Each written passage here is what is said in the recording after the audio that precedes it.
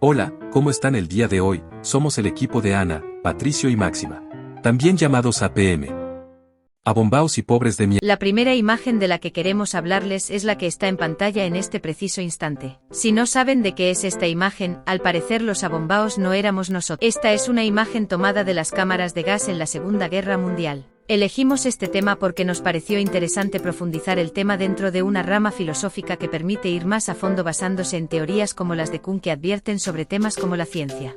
Ya que la cámara de gas fue un gran invento científico basado en actos crueles y que violaron el derecho a la vida de muchas personas en ese entonces. Resumiendo, pensamos que como el tema está estrechamente relacionado con la ciencia, sería prudente explicarlo en esta presentación.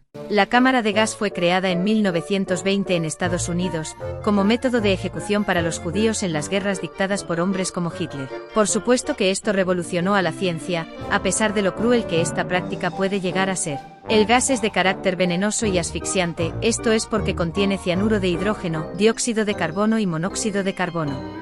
Empezando con los datazos, tenemos que las víctimas ingresaban a la cámara de gas voluntariamente, pues creían que se podrían dar un baño allí según lo dicho por los nazis. Se estima que morían más de 5.000 personas por día dentro de la cámara. Y el último es que también se utilizaron cámaras de gas móviles conocidas como cámaras de gas rodantes. No eran muy originales con los nombres. De hecho, si tenemos en cuenta que en alemán se llamaban Einsatzwagen, que según el traductor, significa vehículo de emergencia, pues ya es un poco más innovador.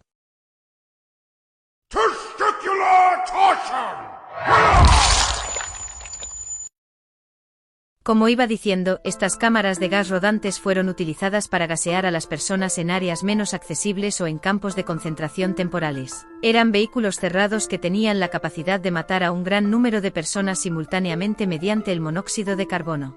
Y ya para finalizar con las cámaras de gas, voy a hablar sobre las teorías que elegimos para este trabajo. Thomas Kuhn señala que la ciencia se basa en acontecimientos que nos hacen cambiar la forma de ver el mundo, y todo eso lleva a un progreso donde justamente se dan esos cambios. Se crean nuevos conocimientos y estructuras que deforman la manera en que veíamos la ciencia anteriormente. Por ende, se obtiene un concepto nuevo. Como ya sabemos, la cámara de gas fue una de las creaciones científicas más crueles en ese entonces en la época de las grandes guerras, por lo que cambió la forma de ver el mundo para todos, ya pasaría a ser visto como un mundo cruel llena de personas malintencionadas y perversas. La segunda teoría tiene relación con el inductivismo.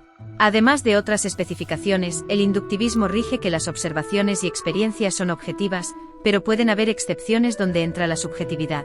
Por ejemplo, la ley de todos los cuervos son negros. ¿Pero por qué entra la subjetividad? Por ejemplo, en este caso, sabemos que eran personas inocentes las fallecidas y el único condicional para ir allí era ser judío. Pero supongamos que la situación era distinta y las personas introducidas allí eran delincuentes. ¿Seguiríamos pensando que es un dispositivo cruel o una mala práctica? ¿O que sus creadores son personas cínicas y malvadas? Por ello creemos que es subjetivo y entra en esta teoría. Hola, yo les estaré hablando sobre la otra imagen que elegimos. Creo que no hace falta explicar de qué se trata. Decidimos elegir la imagen del primer avión, ya que la misma refleja un sueño hecho realidad, y el afán del hombre de poder volar como las aves. Además se trata de un importante acontecimiento científico que revolucionó la historia, y cambió sustancialmente la forma de recorrer el mundo. Este invento marcó un hito en la historia de la humanidad, ya que por primera vez en el mundo, se hizo el primer vuelo controlado, usando una máquina más pesada que el aire. Y qué bueno que el invento de los hermanos Wright funcionó, ya que gracias al avión, en la actualidad podemos recorrer el mundo entero en cuestión de horas. Al contrario de los datos sobre la cámara de gas, los cuales fueron más específicos sobre el invento en cuestión, yo quiero hablar sobre eventos importantes que pasaron en la época donde se inventó el avión. Por cierto, se me había olvidado mencionar, el año en el que se inventó el avión fue en 1903. El 23 de febrero de 1903, en Cuba, Estados Unidos gana el control de la bahía de Guantánamo a perpetuidad. El 4 de julio de 1903 termina oficialmente la guerra filipino-estadounidense, dejando un saldo enorme de muertos. Y el 17 de diciembre de 1903, en Carolina del Norte, Estados Unidos, Orville Wright, a bordo de Flyer se elevó a 10 pies sobre el suelo y logró recorrer 120 pies en 12 segundos. Bueno, ese último dato sí tenía bastante relación con el invento en cuestión. Ahora, vamos a ponernos filosóficos. Voy a hablar sobre las teorías que elegimos. El inductivismo es la ciencia derivada de las experiencias observacionales. El conocimiento científico es conocimiento probado. Las teorías científicas se derivan de los hechos de la experiencia, los cuales se obtienen a través de la observación y de la experimentación. La ciencia es objetiva.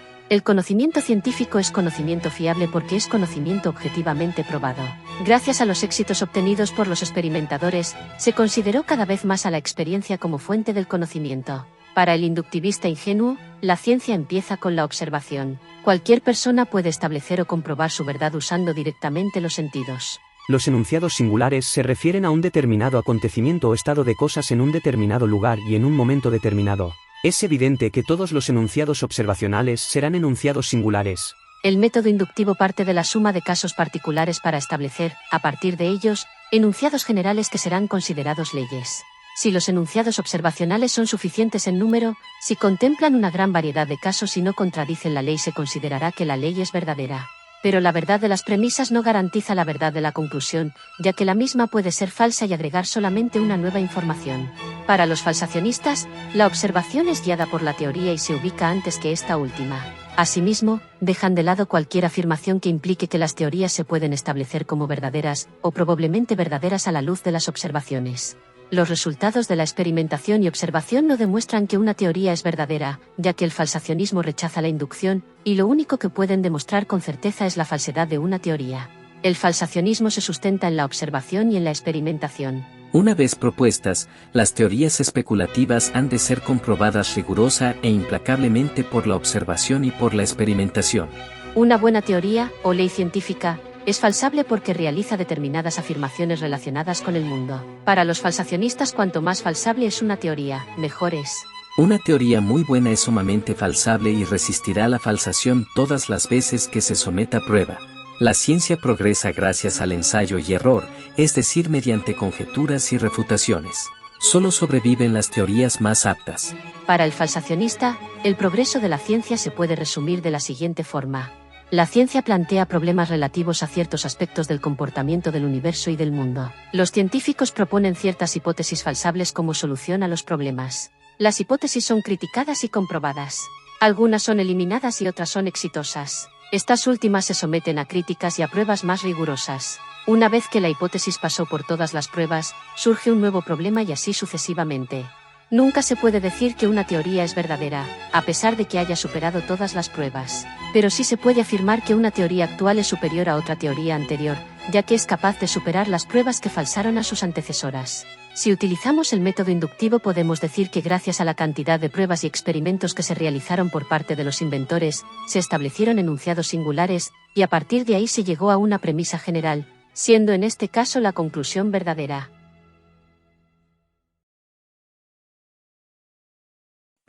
Mano, no entendí nada. Cuando caiga el sol, al atardecer.